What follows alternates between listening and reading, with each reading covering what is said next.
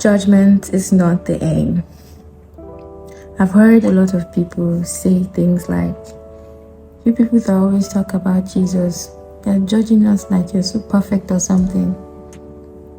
But the case is actually very different.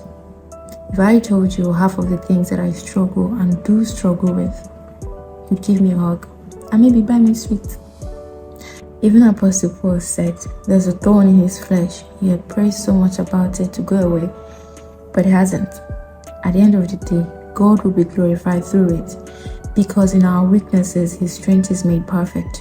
If you meet any man that tells you that he's preaching Christ because he's perfect and has no errors, he might as well be the Antichrist, because the true gospel is that God has seen our weaknesses and our imperfections and judged our nature to be insufficient on its own.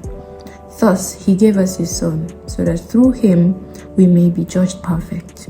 For God so loved the world that he gave his only begotten Son, so that whoever believes in him will not perish but have everlasting life. Not that any should boast, it is by grace that we are saved. Ephesians 2:8 and 9. Every day he's working on us and in us, so that through us others may also see that he is the answer to all our struggles. Let me personalize this. I, Jennifer, I'm telling you about Jesus because I have made a lot of mistakes and I've gone wrong so many times, and I've seen that the only way I can be judged righteous is by clinging to the one who is righteousness himself. So stop with the judgment mentality. I may not be speaking for everybody that claims Christianity when I say this. We're not judging you. But if you meet a true Christian, not the ones that just have the perfect attendance score for church service and tick the religion box, Christian, on every form, but don't know the ways of the Master.